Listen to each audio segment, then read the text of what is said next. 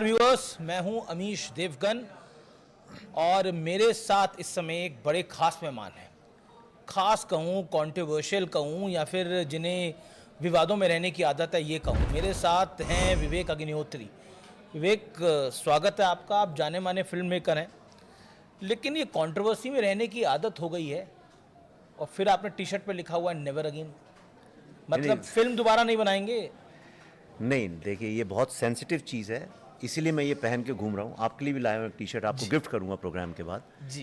ये never again चालू हुआ था होलोकॉस्ट के बाद, ज्यूज़ ने चालू किया था, और इसका मतलब है never again to genocide, never again to communal violence, never again to massacre of people, never again Pahalgam, never again Kashmir genocide, never again direct action day, never again Noakhali genocide, never again partition of India and never again banning of a trailer of any film maker. इसलिए जी, चलिए, तो मेरा पहला सवाल और स्पष्ट सवाल यही है कि सारी फाइल्स का पीछे आप ही क्यों पड़े हैं?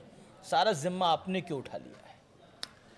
चलिए, धन्यवाद। आपको अगर लगता है मेरे कंधे इतने मजबूत हैं कि मैं जिम्मा उठा सकता हूं, तो इसलिए उठाया है कि जब फाइलें, देखिए भारतीय सिस्टम में क्या है, फाइलें दबा दी जाती हैं, अंदर कर दी जाती हैं, फिर कोई एक अफसर आता है, वो कहता है इन फाइलों को निकालो।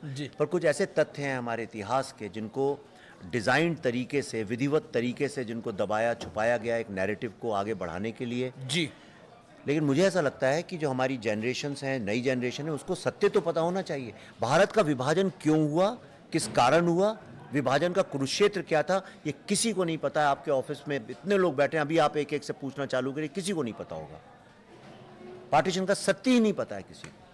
चलिए, मैं आपसे एक सवाल पूछता हूँ। जी जी जी, अच्छा, आप सवाल पूछेंगे? नहीं, मैं आपसे जी जी, नहीं, मैं सवाल पूछने वाला कोई नहीं होता हूँ। जी जी, पूछिए पूछिए। मैं आपसे दो सवाल पूछता हूँ। पहला ये बताइए, जब मैं कहता हूँ पार्टीशन, तो आपके दिमाग में सबसे पहली इमेज क्या आती है, विजुअली क्या आता है आपके दिमाग में? क्योंकि मेरे परिवार ने पार्टीशन का दंश झेला है, इसलिए। कहाँ के रहने वाले हैं आप? हम मूलतः तो पाकिस्तान सियालकोट के रहने वाले हैं। उसके बाद जब पार्टीशन हुआ, जो कि एक दर्दनाक हादसा था, 14 अगस्त को, अब हम विभाजन विभीषिका को कम से कम याद करते हैं, उस दर्द को, उस दंश को। और शायद मुझसे अगर कोई पूछेगा तो विभाजन क्या था? विभाजन कत्लेआम था। विभाजन में ट्रेनें कट के आई थी और किसी ने सुध नहीं ली थी। पंजाब के एरिया में दिख रहा है ना आपको? जी, बंगाल में भी हुआ था। हाँ, कुरुक्षेत्र बंगाल था, उसका कॉन्सिक्वेंस पंजाब था। बंगाल एकमात्र ऐसी स्टेट है जो उसका 3 बार विभाजन हुआ है। 1905 में हुआ पहले, उसके बाद 1947 में हुआ, और उसके बाद 1971 में कल्चरल डिवीजन हो गया, और आज चौथे डिवीजन की कगार पे बंगाल खड़ा हुआ। वो कहते हैं कि आप नफरत का एजेंडा चला रहे हो, वो संघी और भाजपाई एजेंडा जो कि नफरत फैलाता है, और यहाँ पर लोग मोहब्बत की दुकान खोल के बैठे हैं और विवेक अग्निहोत्री नफरत को परोस के दे रहे हैं। अगर हुआ भी है तो याद करने की क्या ज़रूरत है? अब देखिए, कई तो मूर्खता भरी ओपिनियंस होती हैं, उनका मैं क्या जवाब दूं? ओके, लेकिन अब चूंकि आप एक जर्नलिस्ट हैं, आप जिम्मेदारी से पूछ रहे थे, जिम्मेदारी से जवाब देता हूं कि ये नफ़रत तो मैंने नहीं क्रिएट की कश्मीर में।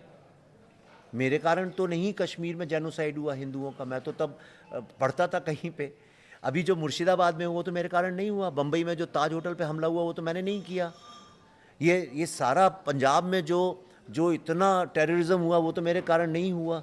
भारत का इतिहास जो दंगों, पार्टीशन क्या मैंने करवाया? तो ये मैंने तो नहीं करवाया। 70 साल तो उन्हीं लोगों की सरकार थी, रोक लेते। सबसे ज़्यादा दंगे, इतने लिस्ट है, आप गूगल में पढ़ लीजिए तो कम्युनल वायलेंस, ऐसा कोई महीना हफ्ता नहीं मिलेगा जब यहाँ दंगे नहीं होते हैं। मैं एक स्टोरी टेलर हूँ, जैसे आप रिपोर्टर हैं, जो हो रहा है समाज में आप दिखाते हैं। मैं स्टोरी टेलर हूँ, जो हुआ है मैं उसको दिखाता हूँ, और किसको क्या लगता है क्या नहीं लगता है ये देखना मेरा काम नहीं है। लेकिन एक चश्मा तो होता है ना विवेक जी, सबका एक चश्मा होता है देखने का। हाँ, मेरा चश्मा है। नहीं, आपका एक चश्मा है देखने का, तो वो कहते हैं वो चश्मा संघी है, वो भाजपाई संघ, वो राइट विंग से प्रेरित है। हाँ, तो राइट विंग होना क्या गुनाह है क्या? मेरे पिताजी जेल गए थे फ्रीडम के मूवमेंट में, गांधी जी भी तो राइट विंग थे, और क्या थे? गांधी जी देश के लिए तो लड़ रहे थे, नेशनलिस्ट तो थे। तो वो कौन से लेफ्टिस्ट थे? वो भी तो राइट विंग ही थे। विवेकानंद भी राइट विंग थे, तो क्या राइट विंग होना गुनाह है? मैं आपको बताता हूँ, एक बात कहना चाहता हूँ, बहुत इंपॉर्टेंट बात है। हम हमेशा कहते हैं गांधी जी और नेहरू जी बहुत महान नेता थे, वाकई में महान व्यक्ति थे, इसमें कोई शक नहीं। मेरे दिल में बड़ी रिस्पेक्ट है गांधी जी के लिए और नेहरू जी के लिए, लेकिन वो फेल्ड लीडर्स थे। महात्मा गांधी फेल्ड लीडर थे? Of course. आप मुझे, नेहरू जी भी, आप मुझे बताइए। महात्मा गांधी, चलिए आप नेहरू को फेल्ड लीडर मानते हैं, महात्मा गांधी भी फेल्ड लीडर थे? दोनों, क्योंकि कैसे? बताता हूं। जिन्ना ने वॉर का ऐलान किया, उसने कहा विश्व की सबसे प्राचीन जो सभ्यता है उसका मैं एक हिस्सा आपसे लेना चाहता हूँ। विभाजन करूंगा। जितने युद्ध होते हैं वो जमीन के लिए और रिसोर्सेज के लिए होते हैं। But उसने कहा ये जमीन मैं आपसे ले लूंगा, ये रिसोर्सेज ले लूंगा। यहां तक कि तक्षशिला जो हमारी यूनिवर्सिटी थी विश्व की सबसे बड़ी, वो आज पाकिस्तान में है। जो 11 यूनिवर्सिटीज जो हमारी थी उनमें से कितनी सारी तो आज बांग्लादेश में है। तो उन्होंने ऐलान किया कि मैं तुम पे युद्ध करता हूं। मैंने कहा अमीश जी मैं आपके घर का एक हिस्सा छीन लूंगा, या तो आपने कहा मालिक ले लीजिए, या आपने कहा मैं कोर्ट में जाऊंगा, या आपने कहा लेके दिखाओ। तो गांधी जी और नेहरू जी ने कहा ऐसा नहीं होगा। हमने बराबरी से युद्ध लड़ा। युद्ध में हारा कौन? हारा कौन? पर नहीं हारा देश के कौन? सरकम नहीं, दूसरी तरफ से देखिए, मैं थोड़ा क्रिटिकल होकर सवाल पूछूंगा। देश, अब दूसरी तरफ से एक जवाब आएगा इसका कि भाई उस समय सरकमस्टांसेस ऐसे थे। आप किसी भी कांग्रेस के वेटरन से पूछेंगे, कांग्रेस के नेता से पूछेंगे, सरकमस्टांसेस ऐसे थे कि विभाजन करना पड़ा। लेकिन उस विभाजन को याद क्यों करना है? उस नुआखली को याद क्यों करना है? नहीं, उल्टा पंजाब को याद क्यों? सवाल ही होना चाहिए कि इतनी बड़ी बलिदान को भूलना क्यों? इतने बड़े बड़े बलिदान को भूलना ही सबसे बड़ा पाप है। आपके दादाजी ने अगर इतना बलिदान किया है आपको आज यहां तक पहुंचाने के लिए, आपके पास ना उसका एल्बम है, ना आपको उसकी कहानी पता, आपके बच्चों को पता भी नहीं आपके दादाजी ने क्या किया। ये ज्यादा बड़ा गुनाह है ये अपने बच्चों को ये बताना कि देखो बेटा तुम्हारे दादाजी ने कितना बड़ा बलिदान दिया है और आज जहां तुम हो उनकी बदौलत हो। और एंश्योर कि आइंदा कभी ऐसी नौबत नहीं आए कि किसी को इतना बड़ा बलिदान देना पड़े। इसलिए अब तुम्हारे हाथ में बागडोर है, अब तुम अच्छे से चलाओ। क्या ज़्यादा बेटर है करना? अच्छा पुण्य किस में मिलेगा?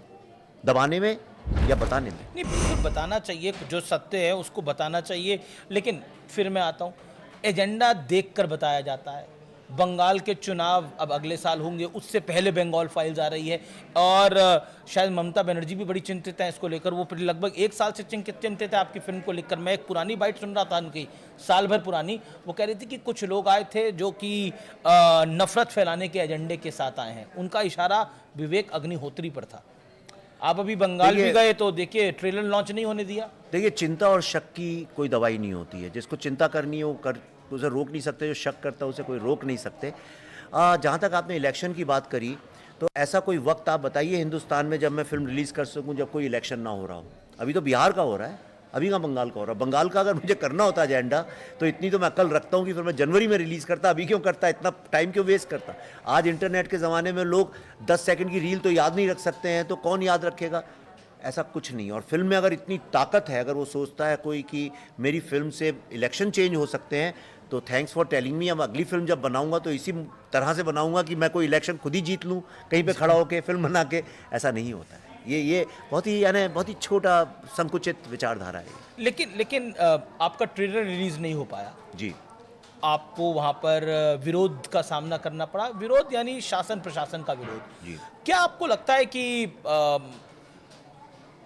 जो कि लंबरदार हैं फ्रीडम ऑफ स्पीच के, वो शांत रहे इस पूरे विषय को देखकर? हक सबको है, मैं ये मानता हूं, आपको फिल्म का ट्रेलर दिखाने का। देखिए कोई एक ग्रुप है, अगर वो फिल्म का विरोध करे या ट्रेलर को रोक दे या दंगा कर दे, तो सरकार ही कर रही है, मैं समझ सकता हूं। लेकिन जिसने भारत के संविधान की ओथ ली है कि मैं सिटीजन्स की फ्री स्पीच को प्रोटेक्ट करूंगी या करूंगा, वही जब आपका काम रोके, यानी अमीश जी जब रक्षक ही भक्षक बन जाए, तो हम जैसे लोग क्या कर सकते हैं? और दूसरी बात, जो लोग इतनी फ्री स्पीच की बातें करते हैं, जो लोग संविधान दिखा के बातें करते हैं, उनमें से एक आदमी को ये गलत भी नहीं लगा, बल्कि वो उसको सपोर्ट करते हैं। जिनके दादा दादियों ने, जो कहते हैं मेरे दादा दादियों ने देश के फ्रीडम मूवमेंट में इतना बड़ा बलिदान दिया है, आपका इशारा समझ रहा हूं। जब मैं उनकी कहानी बता रहा हूं तो उन लोगों को तो बल्कि मुझे सैल्यूट करना चाहिए, बजाय इसके कि वो आप तो उनके नाना को फेल्ड लीडर बता रहे हैं। नहीं, मैं किसी की बात नहीं कर रहा। क्यों? सबको पता है किसकी बात कर रहे हैं आप। नहीं, आप गलत कह रहे हैं। वो मेरे चाचा संविधान नहीं, आप पंडित नेहरू को फेल्ड लीडर बता रहे हैं। वो किसके नाना थे? नहीं, मेरे दिमाग में उनका नाम नहीं था। मैं बंगाल नहीं, बिल्कुल आपके दिमाग में नहीं था, लेकिन मैं आपका इशारा समझ रहा हूँ। संविधान की कॉपी लेके कौन घूमता है? नहीं, मैं गांधी जी की बात कर रहा हूँ। उनके भी पोते हैं, ऐसा नहीं है। मैं खुद फ्रीडम फाइटर्स का बेटा हूँ, तो मैं सबकी बात कर रहा हूँ। मैं ये कह रहा हूँ कि ये जो फिल्म है द बंगाल फाइल्स, ये भारत के इतिहास में बनी हुई एक इतनी इम्पॉर्टेंट फिल्म है जो देश को जोड़ने का काम करेगी, जो लोगों के जिनने बलिदान दिए हैं उनके पेन, दर्द, दुख को हील करने का काम करेगी। इस फिल्म को कोई भी जो व्यक्ति भारतीय मानता है अपने आप को, माँ भारती की इज्जत करता है, और जो बंगाली मानता है वो कभी बैन करने की सोच ही नहीं सकता। इसको सिर्फ वही बैन कर सकता है जो या तो मुस्लिम लीग का अनुयायी है या जो कि पाकिस्तान के चलिए, मैं समर्थन में। आपसे एक और सवाल पूछता हूँ, क्या ममता बनर्जी को इस फिल्म को देखने के लिए आमंत्रित करेंगे, इनवाइट करेंगे? मेरे पास उनका नंबर नहीं, मैंने एक दो और जर्नलिस्ट से बोला आपके पास है तो आप मुझे दीजिए, या आप उन्हें मैसेज कर सकते हैं तो करिए। मैं डेफिनेटली मैं चाहता हूं कि उनको इतनी सद्बुद्धि हो, ईश्वर उनको बस ये रास्ता दिखाए कि इसको अगर उनने बैन करने की कोशिश की जा रही है, मेरा मुंह मत खुलवाइएगा।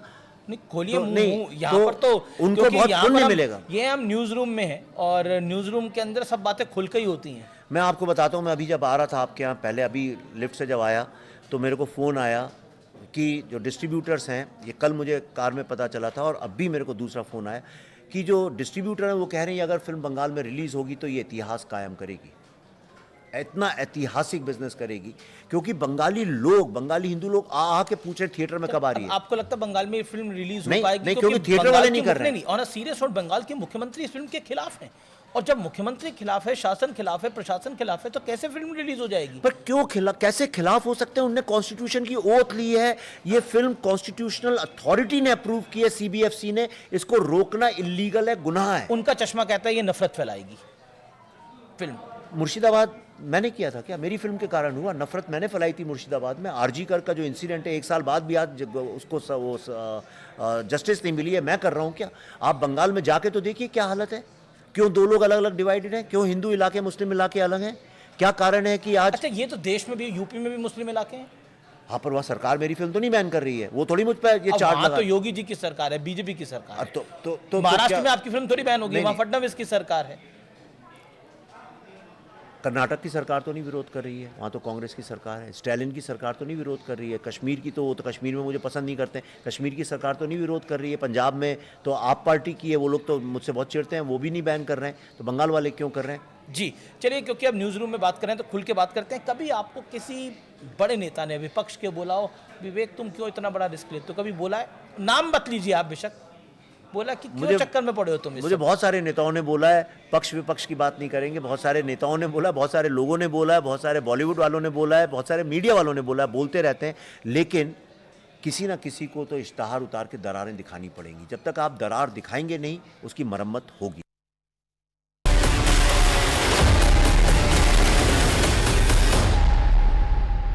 तो बॉलीवुड की हम बात कर रहे हैं, तो बॉलीवुड में आप ही ने सारा रिस्क क्यों ले रखा है ऐसी फिल्म बनाने का? करण जौहर तो ऐसी फिल्म नहीं बनाता, नहीं, आदित्य चोपड़ा तो ऐसी फिल्म नहीं बनाता, साजिद नाडियावाला तो हाउसफुल 5 बनाता है, वो एंटरटेनमेंट बनाते हैं, वो सैयारा बनाते हैं। आपने कश्मीर फाइल्स बना दी, फिर अब आप ये फिल्म बना रहे हैं बंगाल फाइल्स। नहीं, ये तो बीच में एक और फाइल्स आई थी, उदयपुर फाइल्स, हालांकि वो आपकी नहीं थी। मेरा कोई लेना देना नहीं। नहीं, ये तो ऐसा हो गया कि किसी बढ़ई से बोले कि भाई तुम लोहार का काम क्यों नहीं करते हो। ये तो सबका स्पेशलाइजेशन है। देखिए, कोई आदमी सस्पेंस बनाने में एक्सपर्ट है, कोई डबल मीनिंग फिल्में बनाने में एक्सपर्ट है, कोई डार्क फिल्में में, सबका। वो करण जौहर साहब रोमांटिक फिल्में बनाते हैं सुपरहिट, ये मेरा स्पेशलाइजेशन है। मैं नेशनलिज्म वाली फिल्म भी बनाते हैं, शेरशाह भी बनाई उन्होंने। हाँ, प्रोड्यूस की उन्होंने, जी, जी। बनाई नहीं है। तो मैं हिंदू हिस्ट्री के ऊपर फिल्में बनाता हूँ। ये ट्रिलॉजी मैंने कई साल पहले अनाउंस की हुई थी, 2012 में अनाउंस की थी। तब कोई बीजेपी नहीं थी, कुछ नहीं था। मेरी बुद्धाइना ट्रैफिक जैम 2010 की बनी हुई है, तब कोई सोच भी नहीं सकता था बीजेपी कभी पावर में आएगी। तो ये जिसको जो कहना है कहे। मैं हिंदू हिस्ट्री पे फिल्म बनाता हूँ, इस्लामिक हिस्ट्री पे फिल्म बनती है, कोई सवाल नहीं उठाता। ज्यू हिस्ट्री पे बनती है, कोई सवाल नहीं उठाता। जैसे ही हिंदू हिस्ट्री का नाम आता है, लोग कहने लगते हैं अरे आप तो बीजेपी का एजेंडा चला रहे हो, आरएसएस का चला रहे हो। अच्छा, और बीजेपी और आरएसएस क्या गुनाह है क्या? वर्ल्ड की सबसे लार्जेस्ट पार्टी है आरएसएस, वर्ल्ड की सबसे बड़ी वॉलंटरी ऑर्गेनाइजेशन है, और हमारे देश पे वो लोगों की अभी सरकार है। आरएसएस पर आपका क्या कहना है, एक लाइन के अंदर?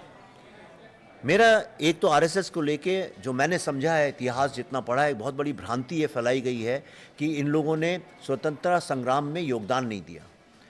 मैं हज़ारों लाखों लोग हैं जिनकी जानें, जिन लोगों को साहस मिला, जो लोग लड़ने के लिए तैयार थे, उनका ये बहुत बड़ा योगदान था। जी, क्योंकि आरएसएस की बात हो रही है, आरएसएस चीफ ने एक बयान दिया कि हिंदू सेक्युलरिज्म की गारंटी है इस देश के अंदर, जिसको लेकर बड़ी तीखी प्रतिक्रिया विपक्ष की तरफ से भी आई है। आपका क्या टेक है एज अ फिल्म मेकर? तो सही बात है, इसमें क्या विवाद हो सकता है? आपको लगता है हिंदू सेक्युलरिज्म की गारंटी है? ऑफ कोर्स, आप वर्ल्ड में कहीं भी चले जाइए, चलिए, भारतीय हिंदू लोग सब जगह हैं पूरे विश्व में। आप अमेरिका जाइए, मैं वहीं से आया अभी कुछ दिन पहले, या यूरोप जाइए, या आप जापान जाइए, या आप अफ्रीका जाइए, अफ्रीका चले जाइए, अगर रात को किसी को कोई समस्या और गाड़ियाँ आ रही हैं और लिफ्ट लेनी है, सबसे अधिक सेफ लोग फील करते हैं हमारे देश के लोगों के साथ। क्यों करते हैं? तो उसमें तो मुसलमान भी हो सकते हैं। बिल्कुल हो सकते हैं, भारतीय मुसलमान हो सकता है। सही कह रहा हूँ कि गलत कह रहा हूं? हिंदू लिबरल है। हिंदू से अधिक लिबरल विश्व में कौन है, और इसी का प्राइस हम पे करते हैं। तो अगर मोहन भागवत जी ने ये कहा है, मैं पॉलिटिक्स की बात नहीं समझता हूँ कौन क्या कर रहा है। अब मोहन भागवत जी नहीं कहते, अगर आप ये बात कहते तो भी मैं एग्री करता। ये बात तो मैं खुद ही कहता हूँ अपने भाषणों में। जी जी। राइट। चलिए अब आपकी फिल्म पे आते हैं। ये बंगाल फाइल्स का प्लॉट क्या है? हर फिल्म का प्लॉट होता है, तो इस फिल्म का प्लॉट क्या है? नुआखली प्लॉट है? इस फिल्म का मेन प्लॉट ये है कि वो क्या राजनीति थी, कौन सी वो खतरनाक राजनीति थी जिसके कारण भारत का विभाजन हुआ, नंबर 1 जी। और जिसमें ऑब्वियसली डायरेक्ट एक्शन डे और नुआखली जेनोसाइड है हिंदुओं का। जबकि खड़े होकर ऐलान किया था जिन्ना और सुहरावर्दी ने कि 16 अगस्त 1946, तो 16 अगस्त रमज़ान का 8वां दिन है, तब रमज़ान का महीना चल रहा था। तो उन्होंने कहा 16 ये रमज़ान का 8वां दिन है जिस दिन बैटल ऑफ बद्र हुई थी, जब 313 मुसलमानों ने हज़ारों काफिरों की हत्या की थी। और इसलिए हमें जिहाद करने का आदेश अल्लाह ने दिया है, और इसलिए इतने हिंदुओं को मार दो कि मुसलमानों की पॉपुलेशन जो है कलकत्ता में बढ़ जाए, ताकि कलकत्ता बंगाल वो पाकिस्तान में चला जाए। उन्होंने किया। फिर गोपाल मुखर्जी जैसे लोग उठे 2 दिन के बाद, जब 40,000 हिंदू मर गए, तो उसके बाद ये लोग उठे, सबको यूनाइट किया गोपाल मुखर्जी ने, और फिर उन्होंने अपनी माँ बहनों की रक्षा करी। उस कारण सुहरावर्दी, उनको बुचर ऑफ बंगाल बोलते हैं, उनको ये रोकना पड़ा। पर उसके एवज में, उसके बदले में फिर उन्होंने नोआखली में जो जेनोसाइड किया है, उसके कारण महात्मा गांधी भी गए रोकने के लिए। महात्मा गांधी 6-7 महीने वहीं थे, आज़ादी हुई तो वहीं थे। महात्मा गांधी का स्टेटमेंट है न्यूयॉर्क टाइम्स में, सब इस मेरे डॉक्यूमेंट के अंदर है। कागज पूरे लेके चलते हैं आप। इसलिए क्योंकि अब मैं कश्मीर फाइल जैसा नाइव नहीं हूं, कोई पूछे तो मैं एक एक चीज, एक एक पन्ना, एक एक डायलॉग आपके सामने रख सकता हूं। तो गांधी जी का स्टेटमेंट, उन्होंने कहा हिंदूज क्विट नोआखली और बी प्रिपेयर टू डाई, मतलब हिंदू, ये महात्मा गांधी ने बोला जी। न्यूयॉर्क टाइम्स की हेडलाइन है, हिंदुओं नोआखली छोड़ के भाग जाओ या मरने के लिए तैयार हो जाओ। ये वो हार मान गए थे। तो ये जो 2 प्रसंग हुए, उसी संदर्भ में आपने बोला कि महात्मा गांधी भी एक हारे हुए नेता थे। बिल्कुल, तो उसी संदर्भ में बोला, नहीं तो रोक लेते ना, हिंदुओं को बचा लेते। नेता का काम क्या होता है? मेरी रक्षा करना। अगर मेरी रक्षा ही नहीं कर लगभग आपके रिसर्च के मुताबिक कितने हिंदू नुआखली में तब मारे गए? 10-20 हजार। देखिए क्या है प्रॉब्लम उस वक्त, 10,000 या 20,000? देखिए 10,000 तो पेपर में छपा हुआ है, राइट, और थे भी वहां पे 40,000 मारे गए कलकत्ता में डायरेक्ट एक्शन डे पे। कलकत्ता में 40,000 हिंदू मारे? जी जी, और उतने ही उगली में कूद के मर गए। और जो लोग सफाई करते थे वो भी मर गए। तो लाशें महीनों महीनों पड़ी रही और उनको गिद्ध और चील खाते रहे। उसकी सारी फोटोग्राफ्स हैं टाइम लाइफ मैगजीन की, और मैंने वही चित्रण किया अपनी फिल्म में। और क्यों लाशें सड़ रही थी? जो लोग चिता जलाते थे उनको भी मार डाला गया था। आपको आईजी जो हैं पुलिस के वहाँ थे उस वक्त में, जो उनका स्टेटमेंट है कि जो बुचर्स मार्केट होता है, मटन मार्केट होता है, वहाँ पे ट्रक आके रुका और कई सारी 100 महिलाएं नग्न अवस्था में, और उन सबको जहाँ पे बकरे लटकते हैं उन खूंटों से लटका दिया गया। उनकी लाशों की प्रदर्शनी कर दी गई। उनने लिखा, तब वो यंग थे 17-18 साल के, उन्होंने लिखा मैंने पहली बार किसी औरत को निवृत्त देखा था अपनी लाइफ में। एक सब मर गई थी औरतें, एक बच्चा के रोने की आवाज़ आ रही थी, तो कोई उनने जाके देखा 2-3 महीने का बच्चा दूध पी रहा था माँ का, वो जिंदा था, वो मरा नहीं था। और उसको बचाने जब तक गए तब से ऊपर से गिद्ध ने आके उस बच्चे को उठा के ले गया। मैंने अपनी फिल्म में शूट करके अमेरिका में दिखाया, पर एक प्रेग्नेंट महिला मुझे मिली, वो थिएटर से बाहर आ गई, उन्होंने शी स्टार्टेड वॉमिटिंग के लिए, मैं नहीं देख सकती ये सीन। तो अब भी मैंने कल शाम को वो हटाया है, और कल फिर से सेंसर में अप्रूवल लिया उस हटाने के बाद, क्योंकि मैंने कहा ये गलत होगा दिखाना इतना दर्दनाक सीन। आप कल तो एडिट कर दिया आपने अपनी अभी सिर्फ उतना ही निकाल दिया। मैंने कहा कोई प्रेग्नेंट औरत देखें अच्छी बात नहीं, छोटे बच्चों को उसमें डाल दिया गया उबलते पानी के अंदर। इतना दर्दनाक इतिहास है, आप सुन के आप भी आश्चर्य कर रहे होंगे। कभी सुनी है आपने ऐसी घटनाएं? मैं पहली बार सुन रहा हूँ ये बात है। आपने कभी आदमियों को ऐसे घोड़े बांध के 2 पार्ट में चिरवाया गया, आपने कभी सुना है? आप फिल्मों में देखा है। हाँ, तो इसमें आप असली में देखेंगे। मेरा अगला सवाल है, आपने अपनी फिल्म में एक बच्चे का नाम तैमूर रखा है जी, और तैमूर नाम पर तो आप पहले भी बहुत कुछ बोल चुके हैं। जी, मुझे गलत लगता है, मुझे ये गलत लगता है। इसलिए जिन लोगों ने हमें दंडित और खंडित किया है, जिनने हमारी बहू बहनों को लूटा है, यहाँ से उठा के ले गए हैं, जिनने तैमूर लंग, जानते हैं कौन था? तैमूर लंग जो है उज़्बेकिस्तान से आया, वहाँ पे उसका मकबरा है, कभी जाइएगा देखिएगा, वहाँ पे लिखा हुआ है कि उसने विश्व की सबसे स्ट्रॉन्ग और सबसे पावरफुल और सबसे रईस सल्तनत को जीता था, दिल्ली सल्तनत को। एक रात में उसने 1 लाख घरों को जला दिया था, मारा था, बहू बेटियों को उठा के ले गया था, और जाते हुए पूरे रास्ते में हरियाणा, हिमाचल, पंजाब, जम्मू कश्मीर होते हुए गांव के गांव जलाते चली गई थी उनकी सेना। ऐसे आदमी के ऊपर नाम रखे हम लोग, अपना हिटलर का नाम रखा ही हुआ है अब। तो अब कई एक आपने तो ये पकड़ लिया सेलिब्रिटीज़ हैं, पर कितने और बच्चों के नाम तैमूर हैं देश में? नहीं रखना चाहिए, गलत बात है। जैसे स्टालिन, जैसे हमारे यहाँ चीफ मिनिस्टर है, स्टालिन नाम है उनका, स्टालिन कोई रखता है आज की तारीख में नाम जिसने इतने लोगों को काटा मारा? ऐसे ही आप देखिए कलकत्ता में सुहरावर्दी एवेन्यू है जिसको बुचर ऑफ बंगाल बोलते हैं। मैं तो ममता बनर्जी जी की सरकार से हाथ जोड़ के निवेदन करता हूं आपके माध्यम से कि उसका नाम गोपाल मुखर्जी नाम रखना चाहिए। जी, सोहरावर्दी, तैमूर। अब सैफ अली खान और करीना कपूर ने नाम रख दिया अपने बच्चे का तैमूर। तो वो माँ बाप है, उनकी जो मर्जी है वो करें। मुझे तैमूर नाम से आपत्ति नहीं है, मुझे सिंबॉलिज्म जो है उसका, क्योंकि कितने लोग हैं जिनका दर्द होता है जिनको ये सुन के। अभी 15 अगस्त भी गई है, क्या आपको लगता है भारत के लिए एक अवेकनिंग मूवमेंट है? जिस तरह से, एक ये जनरलाइज सवाल इसलिए है क्योंकि जिस तरह से टैरिफ का प्रेशर भारत पे पड़ रहा है, जिस तरह से ट्रम्प बयान दे रहे हैं, जिस तरह से इंडिया स्ट्रांगली रिस्पॉन्ड कर रहा है, do you think there is a awakening movement for India right now? What देखिए भारत का इतिहास, आप पूरा भारत का इतिहास देखिए, जब जब भारत पे चुनौतियां आई हैं, भारत शिव की तरह से फिर से खड़ा हुआ है। और ये एक समुद्र मंथन चल रहा है पूरे विश्व में, और इसमें मैं आपको सच बता रहा हूँ, अगर हम शिव को मानते हैं, थोड़ा सा विष पीना पड़ेगा, लेकिन अंततः जीत हमारी होगी। जी, और क्योंकि आप फिल्म इंडस्ट्री से है, ओटीटी प्लेटफॉर्म पे जिस तरह का कंटेंट आ रहा है, do you agree with it? मेरा प्रॉब्लम ये है ओटीटी चैनल्स के साथ, मैं आपको एक सिर्फ एग्जांपल दूंगा। एक सबसे बड़ी ओटीटी चैनल ने हमें बुलाया था कश्मीर फाइल्स के लिए, तो उन्होंने मुझसे बोला देखिए इस फिल्म में क्या है ना कि ये टेररिज्म दिखाया है, और टेररिज्म जो है ये मुस्लिम टेररिज्म से जुड़ा हुआ है, तो आप कहीं पे कुछ एक हिंदू टेररिज्म करके कुछ कर सकते हैं तो बैलेंस हो जाएगा। कोट अनकोट उनने मुझसे ये बात बोली थी। मैं उठ के चले आए हम और पल्लवी जी वहाँ से। तो ये मतलब आपको बोला कि हिंदू टेररिज्म दिखा दो? हाँ, उसका जिक्र जब है ही नहीं तो दिखाएंगे कैसे? नहीं, पर बैलेंस कैसे किया जाएगा वरना? तो बैलेंस का मतलब थोड़ी झूठ दिखा देगा व्यक्ति। नहीं तो फिर चाहते हैं लोग, इतने साल से झूठी तो चल रहा है इस देश में। ऑल द बेस्ट, आपको बहुत बहुत शुभकामनाएं, और आपने एक डेयरिंग काम किया है। I must compliment you for this. आपने एक डेयरिंग काम किया है, और मैं आपके लिए टी शर्ट गिफ्ट में लाया हूं। जी, नेवर अगेन। और अब मैं समझा कि ये नेवर अगेन के लिए नेवर अगेन। देखिए इसका लास्ट में one word for the viewers, one word बता देता हूं कि कलकत्ता की सड़कों में, रेस्टोरेंट्स में और सब जगह पे लिखा हुआ था क्लब्स में dogs and Indians not allowed. यानी उसमें भी हमें डॉग्स के नीचे रखा हुआ था, और ये उनने पकड़ा था, मुस्लिम जो इस्लामिक जो इन्वेडर्स थे उनकी ये थ्योरी थी। मैं चाहता हूं दुनिया में किसी की मजाल नहीं हो कभी कहने की dogs and Indians not allowed. अब कहाँ किसी में दम है? भारत तीसरी चौथी बड़ी अर्थव्यवस्था है, अब किसी में कहा दम है भारत को रोकने का? मैं मानता हूं एक हिंदू की जान ना जाए, एक भारतीय की जान ना जाए, पहलगाम कभी ना हो, never again Pahalgam, never again any communal violence, never again any Murshidabad. ये मेरा मैसेज है। बहुत बहुत शुक्रिया, thank you so much, pleasure having you. Thank you. तो ये थे विवेक अग्निहोत्री, आपका बहुत बहुत धन्यवाद, नमस्कार।